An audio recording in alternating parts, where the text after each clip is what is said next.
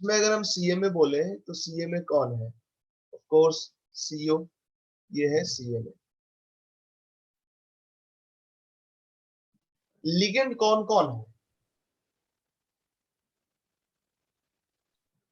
EN2 और Cl2।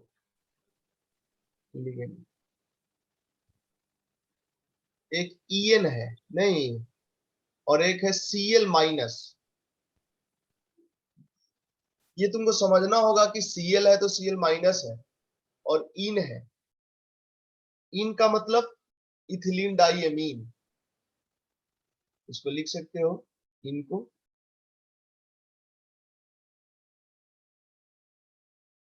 NH2 NH2। अगर हम तुमसे पूछे कोऑर्डिनेशन नंबर कितना है, coordination number, coordination number sir 4। Of CO का कोऑर्डिनेशन नंबर कितना है? 4। 4। सोच के बताओ। 6। 6। CO का कोऑर्डिनेशन नंबर 4 नहीं है, 6 है। 6 कैसे है? देखो, इन जो है इन, वो तो डाइडेंटेड है ना, ये तो डाइडेंटेड है। डाइडेंटेड है, दो जगह से कोऑर्डिनेट बॉन्ड बनाएगा, और ऐसा ऐसा 2 लिगेंड है तो 4 कोऑर्डिनेट बॉन्ड हो गया, और 2 Cl के कारण 2 कोऑर्डिनेट बॉन्ड। टोटल कितना कोऑर्डिनेट बॉन्ड हुआ? 6। इसलिए कोऑर्डिनेशन नंबर ऑफ CO मतलब कार्बन, ये CO मतलब कोबाल्ट, कोबाल्ट, ये हो गया कितना? 6। अगर हम पूछें oxidation number, oxidation number of cobalt क्या होगा?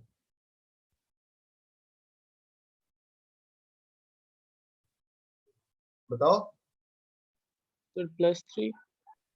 +3 कैसे निकाले? कोबाल्ट, यस सर, कोबाल्ट का मान +3 लेते हैं X, तो X प्लस 2 इंटू क्या लिखे? -1। -1। 2 into 0 plus 2 into -1 is equal to क्या? सर प्लस Br का भी तो आएगा। Br का भी कर दे ऐड, चलो तुम बोल रहे हो तो कर देते हैं। अगर Br का ऐड कर दें तो प्लस -1 इज इक्वल टू 0। 0।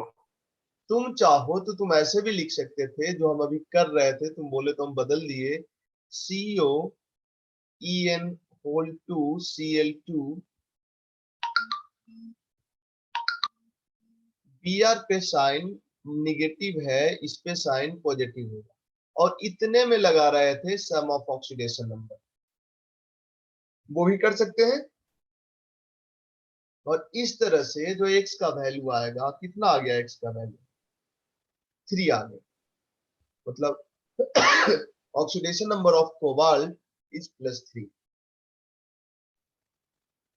तो तुमको ये जानना जरूरी है कि कौन सा लिगेंड डाइडेंटेड है, कौन सा लिगेंड न्यूट्रल है, कौन सा लिगेंड चार्ज्ड है, तभी ऑक्सीडेशन नंबर बता सकते हो। तुमको अगर पता ही नहीं रहेगा कि इन पे चार्ज क्या है, तो तुम CO का ऑक्सीडेशन नंबर नहीं बता सकते। तुमको पता ही नहीं रहेगा कि इसका कोऑर्डिनेशन नंबर क्या है, तो तुम इसका ये कितना कोऑर्डिनेट बॉन्ड बनाता है, इसका डेंसिटी पता नहीं रहेगा, तो तुम नहीं बता सकते CO का कोऑर्डिनेशन नंबर क्या है। कोऑर्डिनेशन नंबर नहीं बता सकते तो आगे चल के ज्योमेट्री बताना होगा, इसका नहीं बता सकते। तो तुमको पता होना चाहिए हर लिगेंड के बारे में, जो लिगेंड तुमको पढ़ना है, जो NCERT में जिसको कोट किया है। लिगेंड चार्ज्ड है या अनचार्ज्ड है, मोनोडेंटेड है या डाइडेंटेड है, एम्बीडेंटेड है या नहीं, ये चीजें पता होना चाहिए। अब चलते हैं हम नेक्स्ट टॉपिक पे, जिसको ये सिडविक एंड पॉवेल रूल। ऐसे तो एनसीईआरटी में ये कहीं दिया नहीं है, लेकिन हमें लगता है कि इससे रिलेट करके चीजें पूछा जा सकता है।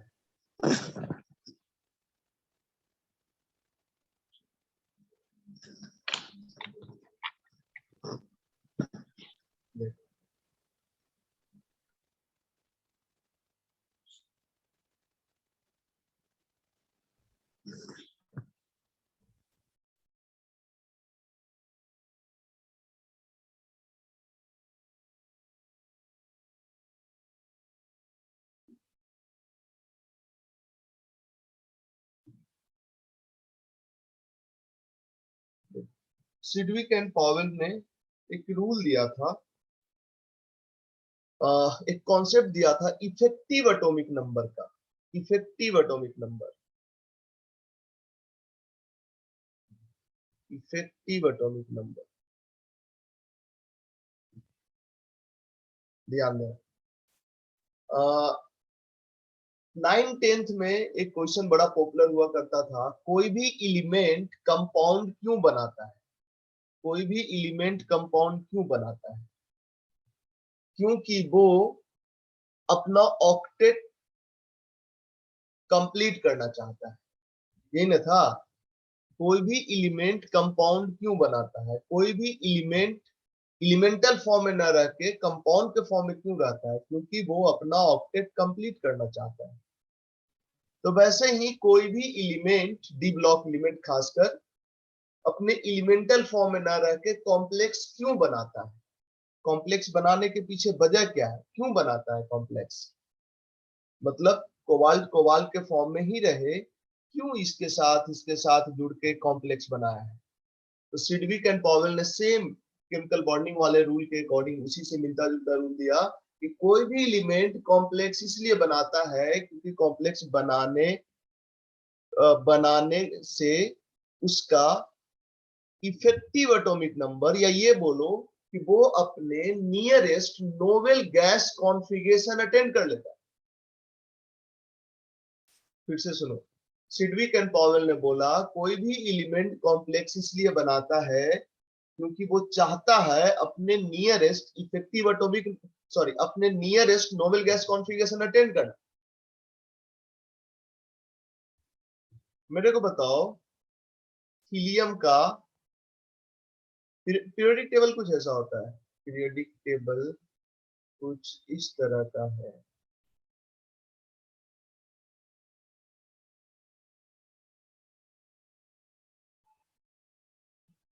ऐसे थोड़े ना। अच्छा, फर्स्ट पीरियड में कौन है? फर्स्ट पीरियड में हाइड्रोजन हीलियम, सेकंड पीरियड में लिथियम से शुरू हुआ, third period first transition series कहाँ आता है? ये किस पीरियड में आता है? ये जो है फोर्थ पीरियड। ये किस पीरियड में आता है? फोर्थ में सर। फोर्थ में आता है सर। सोच के बताओ, फोर्थ में आता है? Yes sir. फोर्थ का बताओ, यहाँ किससे स्टार्ट होता है? स्कैंडियम से। स्कैंडियम। ये कहाँ खत्म होता है? जिंक। जिंक पे। अच्छा, जिंक से आगे बढ़ो, ये बढ़ते बढ़ते बढ़ते बढ़ते यहाँ पे एक नोबेल गैस आएगा। Yes sir. ये कौन सा Yes, नोबेल sir. गैस है? क्रिप्टॉन। कौन सा? क्रिप्टॉन। सोच के बताओ। पीरियोडिक टेबल सामने रख ले इसका। क्यों इतना याद रहता है इसमें? कौन सी बात है? यस सर, वही है। इसका Yes, sir. एटॉमिक नंबर कितना है? 36। 36। मतलब ये जो फर्स्ट ट्रांजिशन सीरीज का जो एलिमेंट है, वो चाहेगा कॉम्प्लेक्स क्यों बनाता है? कॉम्प्लेक्स इसलिए बनाता है क्योंकि वो चाहता है उसके पास इलेक्ट्रॉन कितना हो जाए? 36 हो जाए। समझा? फर्स्ट ट्रांजिशन सीरीज का एलिमेंट ये चाहता है कि उसके पास टोटल इलेक्ट्रॉन 36 हो जाए ताकि वो नोबेल गैस की तरह हो जाए। जिंक चाहेगा कि उसके पास टोटल इलेक्ट्रॉन जो कि 30 है वो 36 हो जाए। आयरन चाहेगा कि उसके पास टोटल इलेक्ट्रॉन 26 है जो 36 हो जाए, इसलिए वो कॉम्प्लेक्स बनाता है। ऐसा सिडविक एंड पॉवेल ने बोला था। अब ये जो जितना इलेक्ट्रॉन हो जाए इसी को बोलते हैं इफेक्टिव एटॉमिक नंबर। ध्यान देना। एक minute. Effective atomic number, effective atomic number. अब देखो जरा समझना इसको। एटॉमिक नंबर क्या होता है? Number of proton. Neutral atom में atomic number number of electron को भी बोल सकते हैं। Neutral Yes, atom sir. में yes sir. Yes, atomic sir. Number number of electron को भी बोल सकते हैं। इफेक्टिव एटॉमिक नंबर क्या होता है, हम एक फार्मूला से समझते हैं और फिर फार्मूला को मिटा देंगे बिना फार्मूला के जानेंगे। इफेक्टिव एटॉमिक नंबर होता है एटॉमिक नंबर प्लस 2 इंटू, या एक काम करो, atomic number minus oxidation number plus 2 into coordination number, 2 into coordination number. एक कंपाउंड लिखते हैं, ऊपर वाला ही compound CO en two Cl2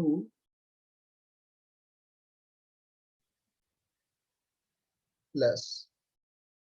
इसका इफेक्टिव एटॉमिक नंबर बताओ। इसका मतलब किसका? CMA का इफेक्टिव एटॉमिक नंबर होता है Sir, 36. Effective atomic number of cobalt. Cobalt का एटॉमिक नंबर कितना होता है? 27. अच्छा, अब थोड़ा देर के लिए रुक जाओ, फार्मूला को छोड़ दो, फार्मूला के बिना सोचते हैं। फार्मूला का यूज नहीं किया लेकिन फिर फार्मूला को छोड़ इफेक्टिव एटॉमिक नंबर निकालते हैं। मतलब कोबाल्ट के पास इफेक्टिवली कितना इलेक्ट्रॉन है? कोबाल्ट के पास कितना इलेक्ट्रॉन? कोबाल्ट का एटॉमिक नंबर कितना? एटॉमिक नंबर होता है आयरन कोबाल्ट 27। कोबाल्ट के पास 27 इलेक्ट्रॉन होगा। लेकिन कोबाल्ट का ऑक्सीडेशन नंबर क्या है? 6 ऑक्सीडेशन नंबर इस कंपाउंड में कोबाल्ट का 3 ऑक्सीडेशन नंबर क्या है? Sir, plus 3. +3 है। मतलब 27 में से 3 इलेक्ट्रॉन निकाल दो। कोबाल्ट में ना 27 है, कोबाल्ट +3 में तो 3 निकल जाएगा ना। Yes sir. तो -3। अच्छा, और हर कोऑर्डिनेट बॉन्ड के थ्रू कोबाल्ट को कितना इलेक्ट्रॉन मिलेगा? 2-2 इलेक्ट्रॉन मिलेगा। Yes, coordinate sir. बॉन्ड से इलेक्ट्रॉन देते Yes, ही ना sir. हो। Yes sir. तो कोऑर्डिनेट बॉन्ड टोटल 6 है, तो कितना इलेक्ट्रॉन कोबाल्ट को मिल गया कोऑर्डिनेट बॉन्ड के थ्रू? 12। 6 मिलेगा कि 12 मिलेगा? कोऑर्डिनेट बॉन्ड के थ्रू 2 इलेक्ट्रॉन मिलेगा। यस। मेटल के साथ जब कोऑर्डिनेट बॉन्ड बनाया कोई भी लिगेंड, तो इससे 2 इलेक्ट्रॉन न मिला इसको। नहीं समझा? Yes sir. सर तो समझ गए सर। ये टोटल जोड़ो कितना हो गया?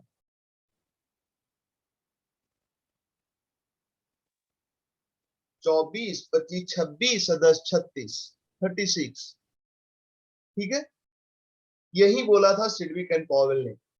कोई भी एलिमेंट, कोई भी डी ब्लॉक एलिमेंट। अच्छा, एक और चीज, इसको तो 36 बनना था, इसके नीचे वाले पीरियड को कितना बनना होगा? 36 ही बनना होगा, No, sir, 54.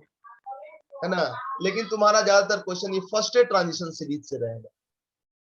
सिडविक ने बोला कि जो एलिमेंट कॉम्प्लेक्स बनाया और कॉम्प्लेक्स का इफेक्टिव एटॉमिक नंबर 36 है, वो स्टेबल होगा। और अगर इफेक्टिव एटॉमिक नंबर 36 नहीं है तो वो अनस्टेबल होगा। वो किसी भी तरह अपना इफेक्टिव एटॉमिक नंबर 36 करना चाहेगा, किसी भी तरह। मतलब वो खुद को ऑक्सीडाइज करके करना चाहेगा, खुद को रिड्यूस करके करना चाहेगा, डाइमेराइज होकर करना चाहेगा, किसी भी तरह जिसका भी इफेक्टिव एटॉमिक नंबर 36 नहीं है वो 36 करना चाहे। मतलब जिसका इफेक्टिव एटॉमिक नंबर 36 है वो स्टेबल, और जिसका इफेक्टिव एटॉमिक नंबर 36 नहीं है वो अनस्टेबल, ऐसा सिडविक एंड पावेल ने बोला था। लेकिन सिडविक एंड पावेल का बहुत सारा बातें गलत हो गया। मतलब ऐसा बहुत सारा कॉम्प्लेक्स है जिसका इफेक्टिव एटॉमिक नंबर 36 नहीं है और वो स्टेबल है, और ऐसा बहुत सारा कॉम्प्लेक्स है जिसका इफेक्टिव एटॉमिक नंबर 36 है और वो अनस्टेबल है। तो फिर ये काहे रूल पढ़ रहे हैं सर? देखो, सिडविक एंड पावेल का रूल मेटल कार्बोनाइल में सही है, हर मेटल कार्बोनाइल इसको फॉलो करता है। मेटल कार्बोनाइल, मेटल कार्बोनाइल किसको बोलते हैं?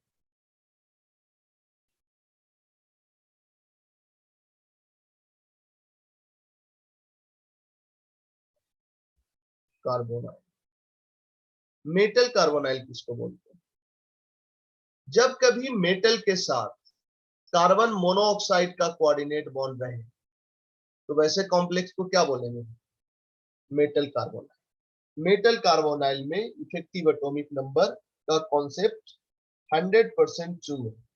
मतलब वो मेटल कार्बोनाइल जिसका इफेक्टिव एटॉमिक नंबर 36 है वो स्टेबल है, वो मेटल कार्बोनाइल जिसका इफेक्टिव एटॉमिक नंबर 36 नहीं है वो अनस्टेबल है। हम मिटाएंगे, इसलिए कॉपी कर लो।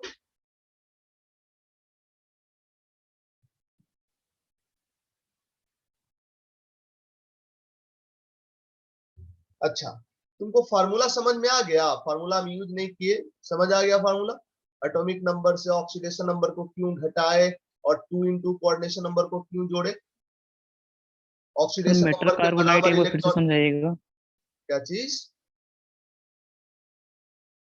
मेटल समझ फिर से समझाइए ना मेटल कार्बोनाइल क्यों, कहाँ चल गया था? सर, यहीं पर थे। अब मेटल के साथ जब carbon monoxide as a ligand जुड़ा रहेगा ना तो उस कॉम्प्लेक्स को हम मेटल कार्बोनाइल बोलेंगे। ढेर सारा एग्जांपल अभी लेने वाले हैं हम।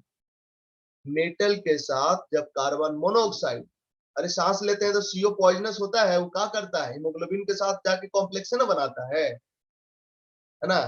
तो किसी भी मेटल के साथ जब कार्बन मोनोऑक्साइड जुड़ेगा कोऑर्डिनेट बॉन्ड के थ्रू तो जो कॉम्प्लेक्स बनेगा उसको मेटल कार्बोनाइल बोलते हैं। अब मेटल कार्बोनाइल के लिए सिडविक एंड पावेल रूल या effective atomic number rule valid है। मतलब हर वो मेटल कार्बोनाइल स्टेबल है जिसका इफेक्टिव एटॉमिक नंबर 36 है, और जिसका भी इफेक्टिव एटॉमिक नंबर 36 नहीं है वो मेटल कार्बोनाइल अनस्टेबल है। वो अपना स्टेबिलिटी गेन करने के लिए किसी भी तरह से अपना इफेक्टिव एटॉमिक नंबर को 36 करना चाहता है। क्या क्या कर सकता है वो? अपने को ऑक्सीडाइज कर सकता है, अपने को रिड्यूस कर सकता है, पॉलीमराइज कर सकता है। ये सब कुछ करके मेटल कार्बोनाइल अपना इफेक्टिव एटॉमिक नंबर 36 करना चाहता है। लेफ्ट साइड वाला हम मिटाएंगे और कुछ एग्जांपल लिखते हैं मेटल कार्बोनाइल का और उसका इफेक्टिव एटॉमिक नंबर हम पूछते हैं। सर कोऑर्डिनेशन नंबर 6 कैसे आया? कोऑर्डिनेशन नंबर 6 कैसे 6 आया? कैसे आया? लगता है लेट से ज्वाइन की तुम। यहाँ पे देखो, कोऑर्डिनेशन नंबर क्या होता है, किसको बोलते हैं coordination number? Number of coordinate bond को, नंबर ऑफ कोऑर्डिनेट बॉन्ड को ही कोऑर्डिनेशन नंबर बोलते हैं। तो जरा गौर करो, सीओ के साथ सीएल का कोऑर्डिनेट बॉन्ड रहेगा।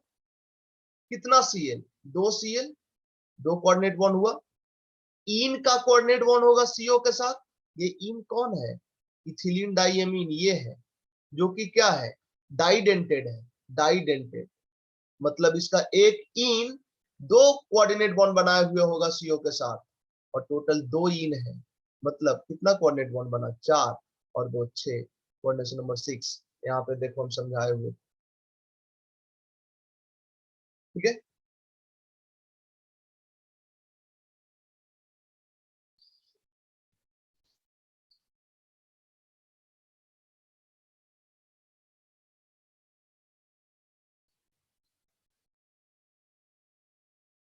देखो, चलो मेटल कार्बोनाइल के पहले एक दूसरा एग्जांपल ले लेते हैं।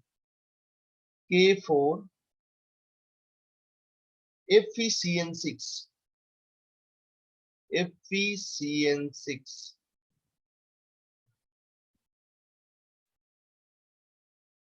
K3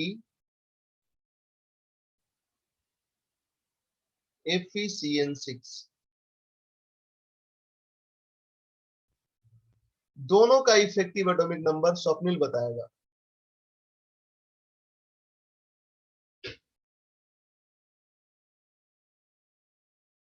इफेक्टिव एटॉमिक नंबर किसका सर? दोनों का। अच्छा, इफेक्टिव एटॉमिक नंबर किसका बता सकते हैं? किसी Fe का। एलिमेंट का जो कॉम्प्लेक्स बनाए हुए हैं। तो कॉम्प्लेक्स कौन बनाए हुए हैं? आयरन का कॉम्प्लेक्स है ना। स्वप्निल है कि नहीं है?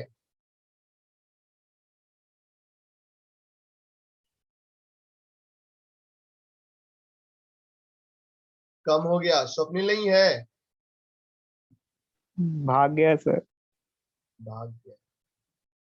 अच्छा चलो, तो देखो ना, क्वेश्चन पूछते हैं तुरंत गायब हो जाता है। आशुतोष यादव बताओ,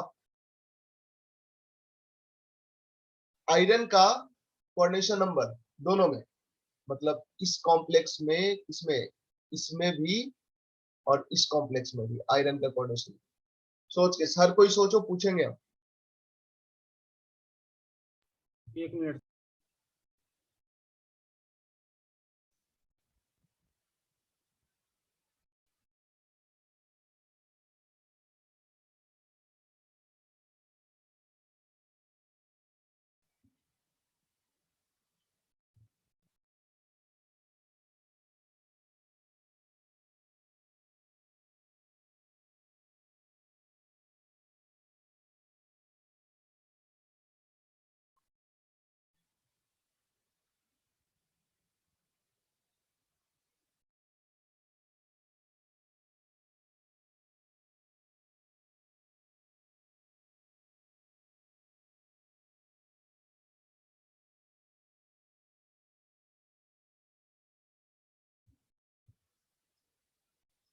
सिंपी बताओ। सर फर्स्ट वाले में 6 होगा। फर्स्ट वाले में 6 होगा और सेकंड वाले में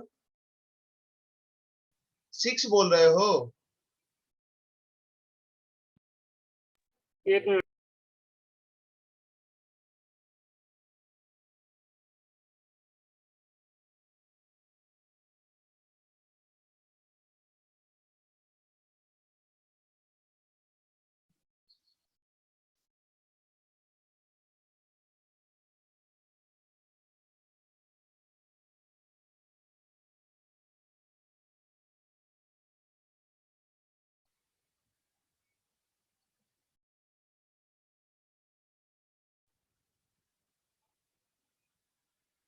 इतना देर कहाँ लगाता है भाई? सर फर्स्ट का 6 होगा, इसका 6।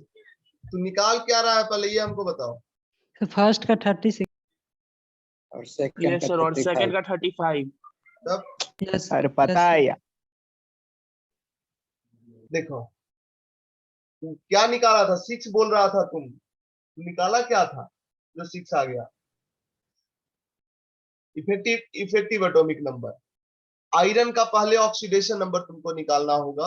आयरन का ऑक्सीडेशन नंबर क्या है यहाँ पे? सर कोऑर्डिनेशन नंबर निकाल दिए थे हम। कोऑर्डिनेशन नंबर हम पूछे थे, क्या है? कोऑर्डिनेशन नंबर निकाल दिया। इफेक्टिव एटॉमिक नंबर, आयरन का एटॉमिक नंबर होता है कितना? 26। और आयरन है +2 ऑक्सीडेशन स्टेट में। +2 में है ना कि +3 में है? +2 में है। +2 में। तो इसमें से +2 मतलब 2 इलेक्ट्रॉन निकल ऊपर गया होगा, होगा तब ना आयरन। +2 बना होगा। आयरन से आयरन +2 यस। कैसे बना होगा? 2 इलेक्ट्रॉन निकला होगा, तो इसमें से 2 इलेक्ट्रॉन निकाल दो। 2 निकाल दिए। और 6 साइनाइड है, 6 लिगेंड है, और साइनाइड मोनोडेंटेड लिगेंड होता है, तो 6 कोऑर्डिनेट बॉन्ड है। इसका मतलब कितना इलेक्ट्रॉन दिया कोऑर्डिनेट बॉन्ड के थ्रू? 2 × 6। इसको जब जोड़ोगे तो ये आ जाएगा 36। और इसी तरह से अगर K3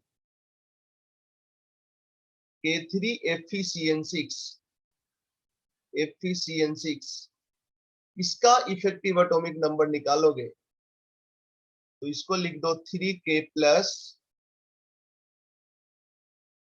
FeCN6 और इसके ऊपर -3 चार्ज EAN कितना हो जाएगा? आयरन 26, आयरन का ऑक्सीडेशन नंबर यहाँ पे +3 है इसलिए -3 कर देंगे, +2 इंटू 6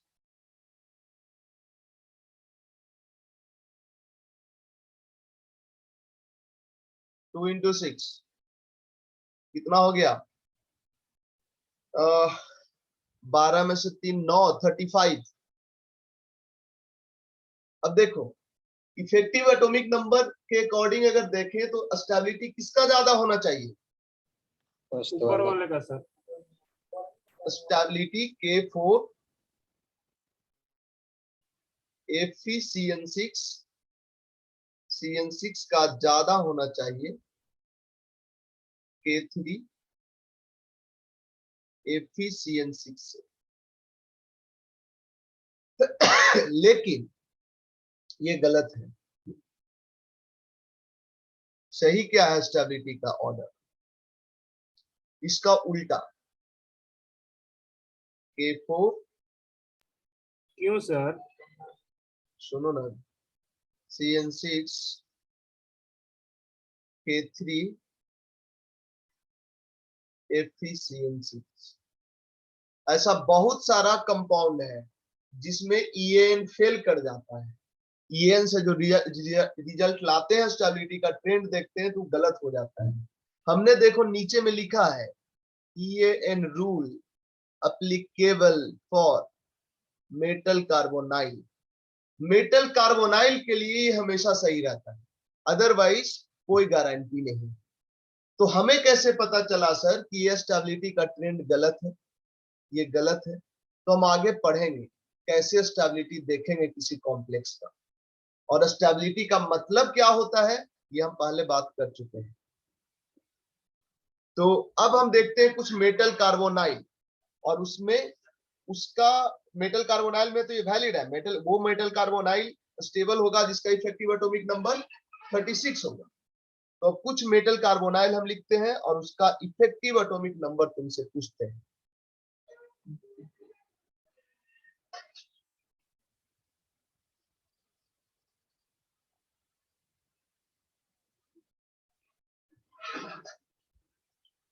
देखो CrCO6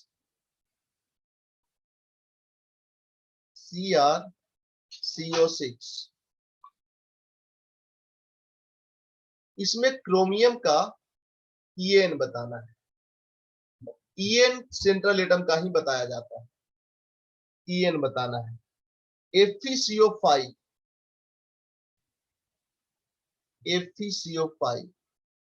इसमें आयरन का इफेक्टिव एटॉमिक नंबर बताना है। NiCO4 इसमें निकेल का इफेक्टिव एटॉमिक नंबर बताना है।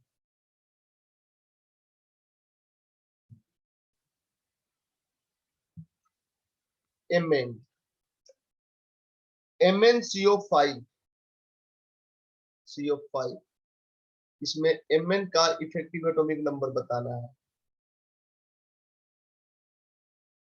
MnCO6 इसमें Mn का इफेक्टिव एटॉमिक नंबर बताना है।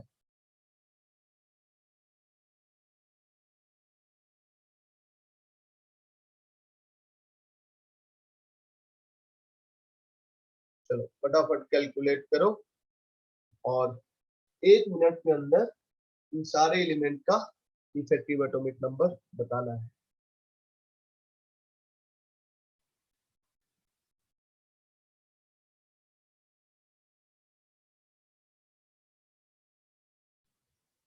बताओ बताओ क्रोमियम का इफेक्टिव एटॉमिक नंबर क्या है? 30 कितना आया? सर 30। 30। 34 सर। सर 36। क्रोमियम का एटॉमिक नंबर कितना होता है? 24। यस सर 36 हो। 24 कार्बन मोनोऑक्साइड है। कार्बन मोनोऑक्साइड एक कोऑर्डिनेट बॉन्ड बनाता है। 6 कार्बन मोनोऑक्साइड है, 6 कोऑर्डिनेट बॉन्ड बनाएगा। 12 इलेक्ट्रॉन बढ़ गया, हर कोऑर्डिनेट बॉन्ड से 2 इलेक्ट्रॉन आया, प्लस 12 कितना हो गया? 36। 30 कैसे आया था? कैसे कैलकुलेट किया कि 30 आया? वो सर डबल इसका नहीं किया था ऑक्सीडेशन सर। नंबर कैसे होगा? क्या चीज? Oxidation number. चलो देखो, इसके ऊपर कोई चार्ज है ओवरऑल? नहीं सर। नहीं। No sir. CO पे क्या चार्ज होता है? कार्बन मोनोऑक्साइड पे 0 0। तो इस पे क्या चार्ज होगा? 0। 0। इन सारे कंपाउंड में मेटल का ऑक्सीडेशन नंबर 0 है। और ये कोई Yes, नया sir. बात नहीं है, मेटल कार्बोनाइल में मेटल का ऑक्सीडेशन नंबर 0 होता है। इनफैक्ट सर, आगे ऐसा -1 कंपाउंड भी लेकर दिखाएंगे बना मेटल दिया। कार्बोनाइल में मेटल का ऑक्सीडेशन नंबर निगेटिव ही होगा। यूजुअली निगेटिव नहीं होता है मेटल का ऑक्सीडेशन नंबर, लेकिन मेटल कार्बोनाइल में होता है। कुछ बोल रहा था? सर मेरे को लगा -1 होता है। ना ना ना, -1 काहे होता है? क्यों लगा तुम? चलो सेकंड वाले में कितना? अच्छा -1 होगा तो ये 36 से 30 हो जाएगा, effective atomic number. Yes, sir. तो -1 6 बार कर दिया सर। अच्छा -1 6 बार कर दिया। Yes sir sir. 6 तो कार्बन CO पे ये मोनोऑक्साइड चार्ज ले लिया, पता है? CO पे ले लिया -1। Minus charge. Yes sir. हाँ समझ गए, नहीं करना ये सब बलन है। चलो आगे सब ऑक्सीडेशन सब का इफेक्टिव एटॉमिक नंबर बताओ। आयरन इसका भी कितना हुआ? 36 से होगा sir. Sir 26 36. Plus 10 36। Iron cobalt nickel 28 plus 8 Sir 36 है। 36। ये 35. 30 प्लस 10 कितना? 35। Sir 37. 25 प्लस 12 कितना? 37। इसका क्या मतलब हुआ कि बाकी सब स्टेबल है सर, ये दोनों अनस्टेबल, क्योंकि ये दोनों का इफेक्टिव एटॉमिक नंबर 36 नहीं है और ये तीनों स्टेबल है। तो अब ये क्या करेगा? ये चाहेगा कि अपना फॉर्म बदल ले, मतलब न इस फॉर्म में रहे न इस फॉर्म में रहे, कुछ और फॉर्म में रहे। मतलब अब सोचो, ये 35 से 36 कैसे होगा? किसी से इलेक्ट्रॉन ले लेगा, मतलब ये ऑक्सीडाइजिंग एजेंट की तरह बिहेव कर सकता है। ये 36 कैसे होगा? किसी को रिड्यूस कर देगा, मतलब ये रिड्यूसिंग एजेंट की तरह बिहेव कर सकता है। ये बढ़िया रिड्यूसिंग एजेंट और ऊपर वाला बढ़िया ऑक्सीडाइजिंग एजेंट, ठीक है। अदरवाइज ये दोनों कुछ ऐसा करेगा, इस फॉर्म में एग्जिस्ट नहीं करेगा, इस फॉर्म में बड़ा ही अनस्टेबल होगा। स्क्रीनशॉट लो, फिर से लॉगिन करो।